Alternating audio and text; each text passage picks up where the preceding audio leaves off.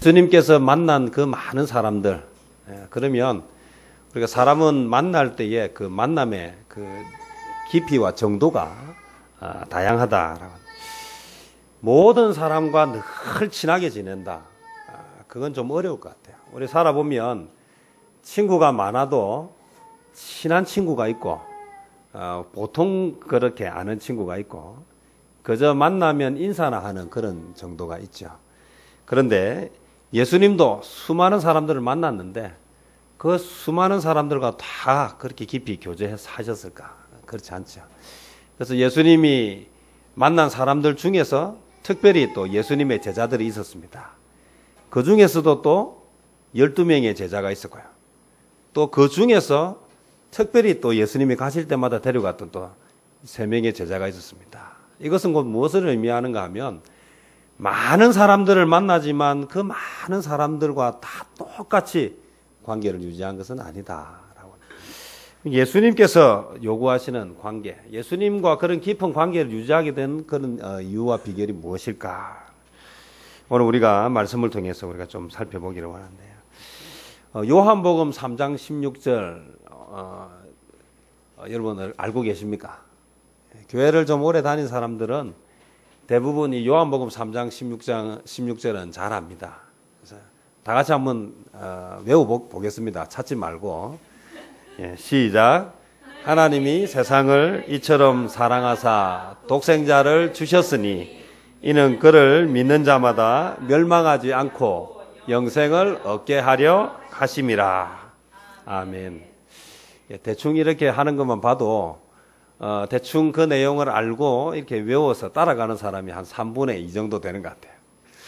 신앙생활을 오래 한 사람들 치고 이 구절을 잘 모르는 사람들이 없습니다. 자, 그러면 제가 지금 불러드리는 구절을 다 같이 한번 아시는 분은 암송을 한번 해보겠습니다.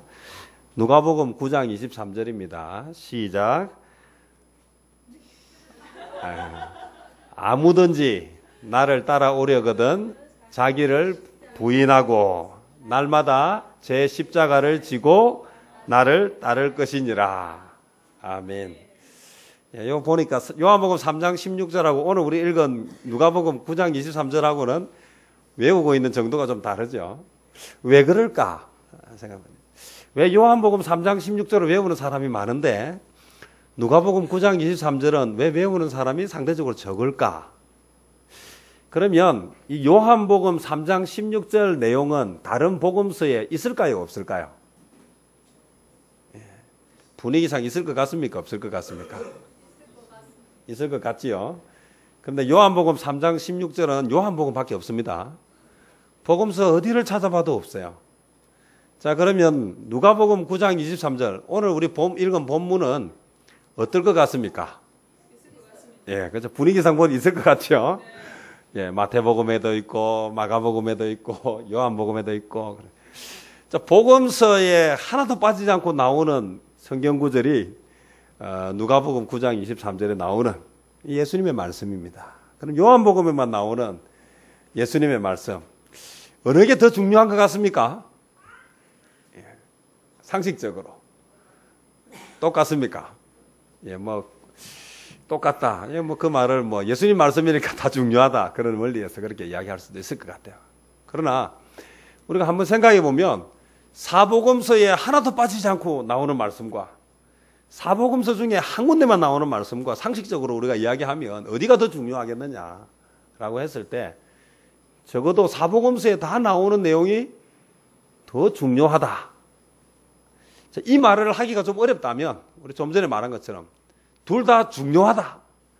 그러면 왜 어떤 것은 외우고 있고 어떤 것은 외우지 않습니까? 그럼 왜 그럴까? 왜 우리는 사복음서에 다 나오는 예수님의 말씀은 암송하지 않고 그 말씀은 즐겨 인용하지 않으면서 왜 사복음서 중에 한 군데만 나오는 말씀은 그렇게 열심히 외우고 그렇게 열심히 암송하고 그렇게 자주 인용할까? 무엇 때문이겠습니까? 한번 생각해 보자. 오늘 중요한 것은요. 요한복음 3장 16절과 누가복음 9장 23절은 다 예수님의 말씀이고 다 복음서에 나오는 것인데 이 둘의 차이, 하나는 요한복음에만 나오고 하나는 사복음서에 전부 다 나온다. 또 어떤 많은 사람들이 외우고 있다. 3장 16절은. 그러나 누가복음 9장 23절은 일부가 외우고 있다. 총동원 전도 주일에 자주 인용되는 성경 구절이 어디가 많겠습니까? 요한복음 3장 16절이 많겠습니까? 아니면 누가복음 9장 23절이 많겠습니까? 예, 새로운 사람들을 초청해놓고 아무든지 나를 따라오려거든 자기를 부인하고 자기 십자가를 지고 날마다 그렇게 주님을 따라가야 된다. 이래 이야기하면 교회 처음 왔다가 이야, 이 무슨 예술쟁이가 되려면 너무 힘들겠다. 다 도망가지 않겠습니까? 그래서 처음 초청할 때 오면 주로 무슨 이야기를 합니까? 하나님은 여러분을 사랑하십니다. 여러분을 어느 정도 사랑하시는가 하면 독생자 예수 그리스도를 대신 죽게 하실 만큼 사랑하십니다. 그렇게 해서 뭐합니까? 예수님을 받아들이게 만든다. 예수님의 제자로 시작하게 만든다는 거예요. 그 총동원 주일 초대 문구로 가장 자주 인용되는 성경 구절이 요한복음 3장 16절이라 한다면 금지되는 성경 구절이 뭐겠습니까? 누가복음 9장 23절 같은 내용은 자주 뭐하게 절대로 초청주일에 해서는 안 되는 금기시되는 성경 구절에 들어가지 않을까. 자, 그럼 요한복음 3장 16절은 무엇을 강조하는가? 믿음을 강조한다고 할 수 있습니다. 그래서 하나님이 세상을 사랑하시고 하나님이 여러분을 사랑하시기 때문에 여러분이 죽는 것을 볼 수 없어서 독생자를 보내셔서 대신 죽게 하심으로 여러분을 살려주셨다. 중요한 것은 이것을 믿으면 멸망하지 않고 영생을 얻게 된다. 믿음을 강조하는 구절이라고 할 수 있습니다. 구원은 무엇으로 받습니까? 믿음으로 받기 때문에. 자, 그러면 누가복음 9장 23절 오늘 우리가 읽은 말씀은 아무든지 나를 따라오려거든 자기를 부인하고 날마다 제 십자가를 지고 나를 따를 것이라. 이것은 무엇을 강조하는 것인가? 따름, 행함을 강조하는 것이라고 볼 수 있습니다. 자, 이걸 그러면 이렇게 따로 떼어놓고 볼 수 있느냐 하는 것입니다. 성경은 자꾸 따로 떼어서 보면 안 됩니다.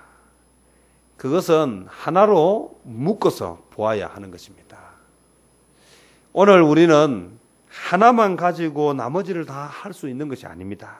그래서 믿음을 강조했다면 다음에는 뭘 강조해야 합니까? 다음에는 행함을 강조해야 된다. 성경은 이야기합니다. 아이가 어릴 때는 무엇을 먹어야 됩니까? 태어나면 젖을 먹어야 합니다. 그런데 성경은 이야기합니다. 죽을 때까지 젖을 먹으라고 이야기하지 않습니다. 어릴 때는 젖을 먹었으면 자라고 크면서 이제 무엇을 먹어야 됩니까? 밥을 먹어야 하는 것입니다. 어린아이가 젖을 먹을 때는 감탄합니다. 그러나 이 아이가 크면서도 밥을 먹지 못하고 젖을 먹고 있으면 그것이 심각한 것이고 영양실조로 살아갈 수 없을 것입니다. 오늘 저와 우리 성도님들이 예수 믿는다, 구원받았다, 그것만 가지고 우리 남은 인생을 살아간다는 것은 대단히 마음이 아픕니다.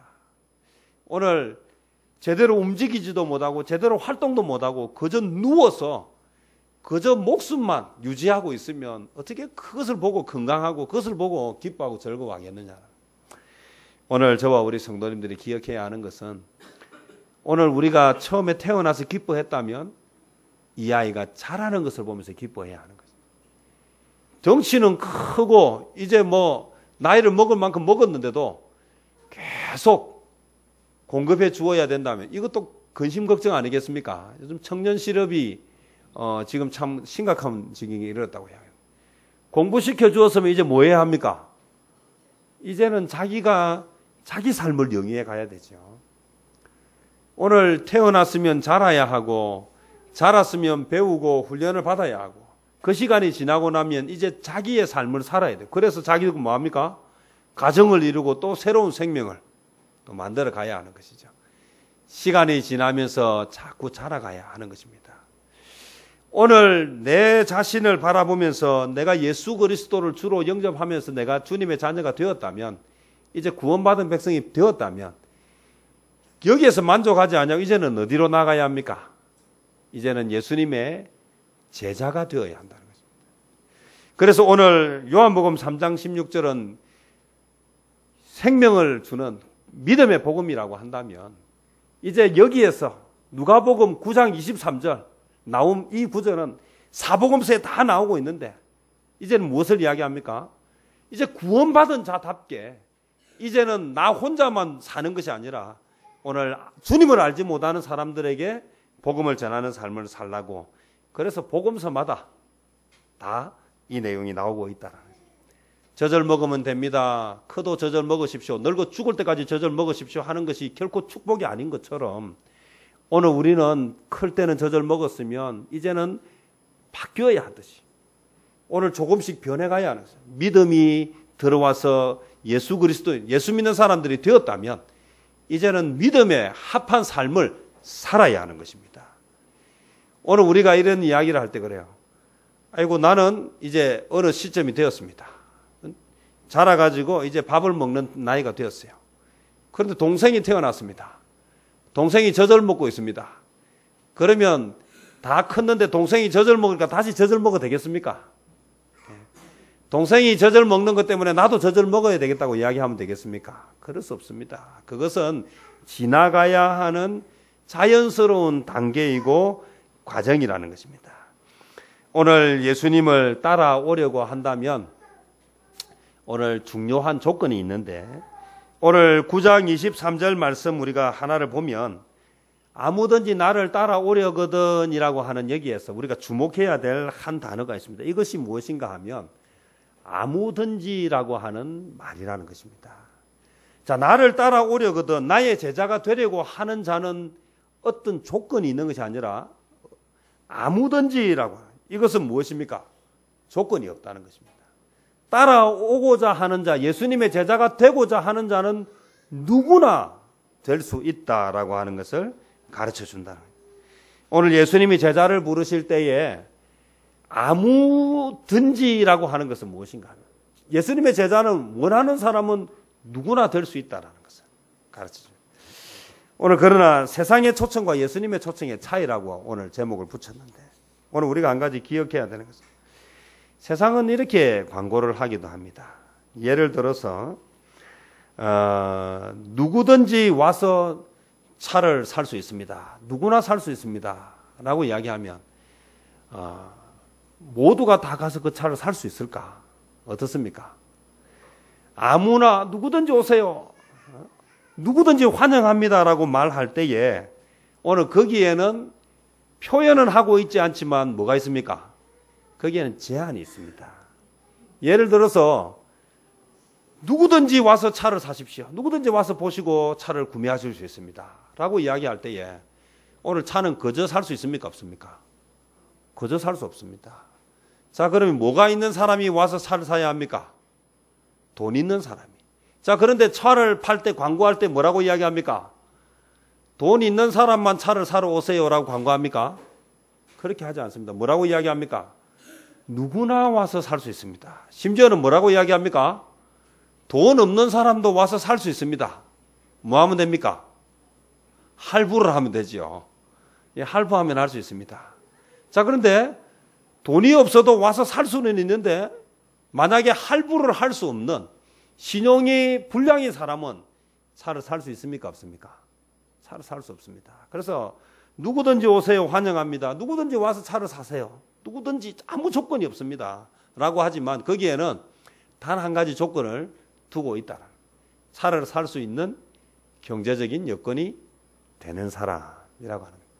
그래서 아무든지 누구나라고 이야기하지만 사실은 거기에는 다른 조건은 없어요. 예를 들어서 학벌을 따지지 않습니다. 차를 팔 때 학벌을 따집니까? 안 따집니까? 학벌 따지지 않습니다. 돈만 가지고 오면 누구나 다. 차는 돈만 있으면 들어갈 수 있는 것입니다. 학교를 들어갈 때는 어떻습니까? 시험을 치고 학교를 들어갈 때는 그 사람의 재무 상태와 관계없습니다. 뭐만 되면 됩니까? 성적만 되면 들어갈 수 있습니다. 오늘 그렇다고 해서 아무나 우리 학교에 오세요라고 이야기한다고 아무나 갈 수 있는 것이 아닙니다. 오늘 예수님이 이야기할 때 누구든지 나를 따라오려거든 할 때 그 누구든지에는 제한이 있느냐 없느냐라고 하는 질문을 던진다면 제한이 있습니까? 없습니까? 제한이 없습니다. 오늘 정말 누구든지 돈이 있든지 없든지 가진 것이 있든지 없든지 배운 것이 있든지 없든지 예수님의 제자가 되고자 한다면 아무 요건 없이 그 조건은 받아들여진다라는 거죠. 오늘 특별히 예수님께서 제자들을 부르신 것을 보면 오늘 이 조건이 맞는 것을 우리가 알 수 있다라는 거예요. 예수님의 제자들은 어떤 사람들입니까? 많이 배운 사람들이나 많이 가진 사람들이거나 또는 사회적으로 지위와 명망이 있는 사람들이 아니었습니다. 예수님의 제자들은 사회적으로 볼 때에 별로 알아주지 않는, 별로 가진 것이 없는, 별로 영향력이 없는 그런 사람들이 주로 예수님의 제자였습니다. 특별히 그 중에서 오늘 함께 생각하고 싶은 사람은 마태라고 하는 예수님의 제자입니다. 이 마태라고 하는 예수님의 제자는 그의 이전의 직업이 뭐였는가? 성경은 그를 세리였던 마태라고 이야기합니다. 자, 이 세리라고 하는 것은 당시 유대 사회에서 어떤 사람 취급을 받았는가 하면 오늘 나라를 팔아먹은 매국노 취급을 받았습니다. 왜냐하면 세금을 받아들이는 일은 당시 유대는 로마의 식민지로 있었기 때문에 세금을 거두어서 로마에 올려주고 자기는 거기에서 커미션을 받든지 중간에 자기의 것을 작복한다. 오늘 그래서 유대인들은 세리라고 하는 사람 자체는 사람으로 취급을 하지 않았습니다. 나라를 팔아먹은 배신자 취급을 하고 심지어는 그는 어떤 사람으로 취급하는 건 성전에도 들어올 수 없는 사람으로. 그래서 세리는 성전 안에 들어올 수 없도록 만들어 두었습니다. 내가 세리가 되는 그 순간 돈은 버는데 돈을 버는 그 순간 그는 유대 사회로부터는 소외되는 사람이었습니다. 자, 그런 그가 오늘 무엇이 되었는가? 예수님의 제자가 되었다는 거예요. 어떻게 예수님의 제자가 될 수 있었는가? 아무든지 누구든지 나를 따라오려면 제자가 되기 때문에 당시 사회는, 당시 세상은 그를 주류 속에서 인정도 하지 않았고 그를 오히려 조롱하고 그를 무시하고 그를 배척하는 사회지만 그가 예수님의 제자가 되고자 하니까 예수님은 그런 편견들과 그런 모든 조건들을 다 없이하고 그를 예수님의 제자로 받아주었다. 자, 그러면 이 마태라고 하는 사람이 이전에는 세리가 되기 전에는 어떤 사람이었을까? 여러분 어떤 사람인지 혹시 알고 계십니까? 태어나면서부터 뼛속까지 세리는 아니었습니다. 그걸 왜 알 수 있는가 하면 이 마태라고 하는 사람의 또 다른 이름이 성경에 나오는데 그 이름이 무엇인가 하면 레위라고 하는 이름이었다고. 자, 그럼 이름은 누가 지어줍니까? 이름은 자기가 태어나면서 자기가 짓습니까? 이름은 누군가가 지어준다는 것입니다. 우리 나은이가 있는데 제가 물어봤어요. 나은이 이름은 누가 지어줬냐? 그러니까 아빠 이래요. 그래서 내가 야, 아빠가 지어준 게 아니야. 목사님이 지어줬어. 그래서 내가 다시 물었습니다. 너의 이름은 누가 지어줬냐? 이제는 목사님. 그래, 목사님이 지어준 거야. 꼭 기억해. 아이들 중에는 아빠가 이름을 지어주는 경우도 있고 또 할아버지가 이름을 지어주는 경우도 있고 또 저처럼 목사가 지어주는 경우도 있고 중요한 건요. 그 누구도 이름을 자기가 지은 사람은 없다. 인정하십니까? 동의하십니까? 태어나면서 말을 탁 태어나면서 나는 내 이름을 딱 불러서 그래서 부모가 듣고 야 태어나자마자 이 아이의 이름을 지어준 사람은 없어요. 자, 그러면 마태라고 하는 사람의 이 이름을 누가 지어주었겠느냐? 분명히 그의 아버지나 또는 그의 할아버지나 주변에 아니면 랍비나 이런 사람들이 그에게 이름을 지어주었을 것입니다. 이름을 지어줄 때는 그 이름대로 살기를 원하는 마음이 있다. 레위라고 하는 이 이름이 갖는 것이 무엇인가 하면 구약의 레위 지파. 레위는 특별히 하나님을 섬기고 하나님을 따르는. 그래서 이 아이에게 레위라고 하는 이름을 지어주면서 이 아이가 어떻게 자라기를 원했겠습니까? 하나님을 예배하고 하나님을 따르는 레위 지파처럼 하나님의 전에서 하나님을 섬기면서 하나님께 영광 돌리는 하나님의 은혜와 축복을 받으면서 자라가기를 원하는 그 부모들과 그 할아버지와 그 가족들의 그 마음이 담겨져서 이 아이에게 레위라고 이름을. 그래서 레위야 레위야 레위야 하면서 그 이름을 불렀다는 것입니다. 그런데 이 아이가 자라면서 뭐가 되었습니까? 세리가 되었다. 이 아이가 자라서 어떤 사람이 되었습니까? 성전에 들어갈 수 없는 자가 되었습니다.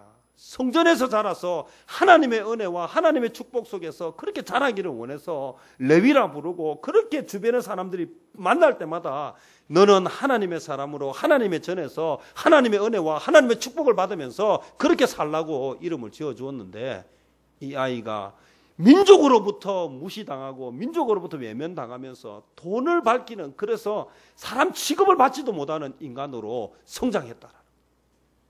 가슴이 아프지 않습니까? 그러면 어느 날 갑자기 그렇게 됐겠습니까?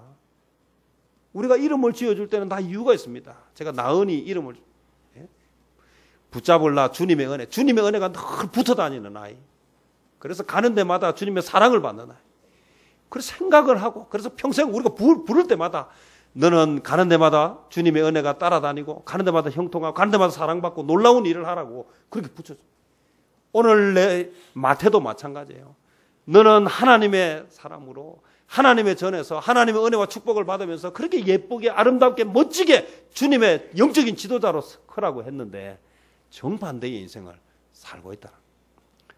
오늘 우리의 자녀가 신앙 안에서 믿음 안에서 자라지 못하고 하나님을 떠나서 살아간다고 생각해 보십시오. 자, 그러면 왜 이렇게 되었을까? 당시 유대 사회를 보면요, 오늘 이 부모가 이 아이가 뭐가 되기를 원했겠습니까? 레위라고 이름 붙인댔어요. 오늘 제사장이 되기를 원했을 것이에요. 오늘 이 시대로 치면 목회자가 되기를 원했을 거예요. 그래서 너는 앞으로 목회자가 되고, 너는 앞으로 하나님의 말씀을 전하고 하나님의 영광을 드러내는 아이가 되어라. 그래서 어디를 가야 되겠습니까? 목회자가 되려면 어디를 가야 됩니까? 잘 모르십니까? 신학교를 가야죠. 신학교를. 그런데 당시 유대 사회에서 이 신학교라고 하는 것은, 랍비 학교라고 하는 것은 이게 마음만 먹으면 갈 수 있는 학교가 아니라는 것입니다. 당시에 랍비라고 하는 것은 그 사회에 가장 영향력 있고 가장 똑똑한 사람들이 가는 곳이었어요. 오늘날 이 시대로 이야기하자면, 오늘 랍비가 되고 오늘 목회자가 되려고 한다면 서울대학을 들어가야 되는 거와 마찬가지로 하버드대 정도는 갈 수 있어야 갈 수 있는 자리였다. 그러니 아이는 자라면서 레위라고 붙여주고 하는데, 이 아이가 공부를 잘해가지고 랍비 학교를 들어갔으면 랍비가 됐을 텐데 오늘 들어가기가 쉽지 않았을 거예요. 오늘 여러분 여기 우리 아이들이 많이 있습니다. 이 아이들 다 어디 갔으면 좋겠습니까? 이왕이면 어느 대학에 갔으면 좋겠습니까? 이왕이면 서울대학을 갔으면 좋겠죠. 갈 수 있는데도 절대로 나는 안 보내겠다고 생각하시는 분이 있습니까? 하버드 대학을 갈 수 있는데 절대로 안 보내겠다고 생각하시는 분이 있습니까? 그런데요, 부모가 그렇게 보내고 싶어도 아이가 뭐 하지 못하면요, 공부를 못하면 갈 수 있습니까? 없습니까? 갈 수가 없지요. 어렸을 때부터 그렇게 열심히 공부하고 했는데 랍비 학교를 가지 못하고, 그러면서 아이가 뭐가 되겠습니까? 스스로 낮은 자존감에 빠지고, 그러면서 자포자기하는 심정이 되고요. 부모들도 처음에는 어릴 때는 막 기대했어요. 이 아이가 뭐가 될까? 커서 뭐가 될까? 하나님께 얼마나 영광 돌리는 아이가 될까? 그렇게 막 했는데 이 아이가 나이가 들어가고 하면서도 자꾸 뭐합니까? 시험 마치면 떨어지고, 그러면서 스스로 뭐합니까? 자꾸 꿈이 나지. 저는 우유 이야기를 들으면서 그랬어요. 오늘 이 아이가 태어났을 때는 무슨 우유를 먹인다고 합니까? 아인슈타인 우유를 먹인대요. 왜요? 이 아이가 아인슈타인으로 천재가 되어서 세계적인 석학이 되기로. 근데 좀 크다 보니까 그 정도 되기가 좀 어렵겠다 싶으니까 어떻게 합니까? 서울 우유 먹이지요. 왜요? 서울대학 좀 갔으면 좋겠다. 서울에 있는 대학이라도 갔으면 좋겠다. 근데 서울대학 가는 성적이 안 되니까 이제 뭐로 낮춥니까? 연세 우유로 바꾸죠. 연세 우유. 그래서 연세대학이라도 갔으면 좋겠다. 근데 그것도 잘 안 되니까 이제는 뭐합니까? 수도권은 안 되니까 부산에 있는, 그래도 부산에서 제일 좋은 대학 갔으면 좋겠다. 그래서 부산 우유 먹인다 그러죠. 부산 우유 먹이다가 그것도 이제 부산 대학 보내기도 어려운 성적이 되면 어떻게 한다 그럽니까? 저지방 우유 먹인다 그러죠. 그 지방으로 보낸대. 참 들을 때마다 참 웃으면서도 참 마음이 참 아프죠. 마태를 향한, 레위를 향한 기대가 있었을 거예요. 부모가 그렇게 기대했을 텐데 그게 잘 되지 않으니까 자꾸 뭐합니까? 자꾸 자존감이 떨어지면서, 그러다 보니까 어디까지 떨어졌습니까? 세리까지 떨어졌다. 오늘 저와 여러분이 기억해야 하는 아주 중요한 것이 있습니다. 세상은 누구나고라고 이야기하지만 기준이 있어요. 세상은 어떤 조건을 반드시 둡니다. 그렇게 버려졌던, 아무도 이제는 사람 취급도 하지 않는, 더 이상 회복될 수 없는 그런 나락에 떨어졌던 이 마태를 향해서 예수님이 무엇을 하셨습니까? 초청하셨다. 매국노 취급을 받고 성전에도 들어가지 못하는, 이제는 더 이상 떨어질 수 없는 그런 바닥에 떨어져 있던 그도 예수님께서 그를 만나니까, 예수님께서 그를 초청하시니까, 사회는 그를 점점 더 나락으로 더 이상 인간 취급을 하지 않는 그런 상황으로 갔지만, 세상의 초청은 조건이 맞지 않으면 그 누구라도 배척하지만, 예수님은 그렇게 버려졌던 마태를 어떻게 하셨습니까? 불러서 예수님의 제자로 삼아 주셨습니다. 오늘 저와 우리 성도님들이 살아가면서 꼭 기억해야 합니다. 주님의 부르심에 대해서 한번 생각해 봅니다. 오늘 우리가 예수님을 믿고 구원을 받았다고 하는 것은요, 과거의 모든 우리의 약한 약점들을 다 버리는 것입니다. 세상 사람들은 과거의 조건을 가지고 오늘 초청을 하지만, 예수님은 과거의 조건을 가지고 오늘 초청하는 것이 아니라 내가 앞으로 무엇이 되고자 하느냐는 미래를 보고 오늘 우리를 초청하신다는 것입니다. 이전에 어떤 삶을 살았는지는 중요하지 않습니다. 지금 내가 어떤 삶을 살고자 하는 자가 중요하다는 것입니다. 오늘 예수님의 초청에 귀를 기울이시기를 바랍니다. 세상 사람들의 초청은 제한이 있습니다. 이전에 제가 보니까요, 목동에 있을 때 거기 그 하이페리움 같은 건물은요, 이게 들어갈 수가 없어요. 예. 건물 안에 집을 말라 건물 자체에 들어갈 수 없어요. 앞에 누가 지키고 있습니까?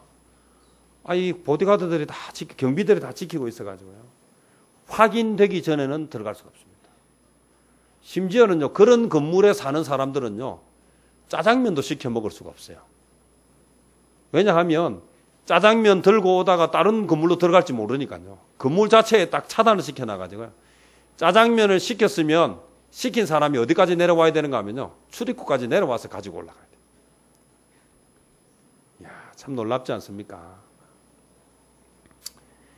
저와 여러분이 꼭 기억해야 하는 아주 중요한 것 하나는요, 세상은 제한이 없다라고 하지만 사실 제한이 있습니다. 세상은 죽은 글씨처럼 한번 잘못하면 평생 그게 낙인으로 찍혀서 살아갑니다. 그러나 주님은 우리를 과거를 통해서 제한을 두지 않으신다. 그러나 중요한 것은요, 오늘 내가 어떤 인생을 사느냐에 따라서 내 남은 인생이 달라진다는 것을 기억하시고, 오늘 주님의 자녀가 되었습니까? 주님의 제자가 되었습니까? 이제는 주님의 자녀답게, 주님의 제자답게 새로운 삶을 시작하시기를 바랍니다. 이전의 것은 다 내려놓고 지금 내가 무엇을 할 것인가, 지금 내가 어떻게 살 것인가. 세상의 초청은 제한이 있지만 주님의 초청은 제한이 없음을 기억하시고, 과거를 보고 부르는 것이 아니라 미래를 보고 부르시는 것은 오늘 저와 여러분이 새로운 인생을 시작하는, 다시 한번 마음을 다잡고 주님의 자녀로 살아가는 복된 성도들 되시기를 주님의 이름으로 축원합니다.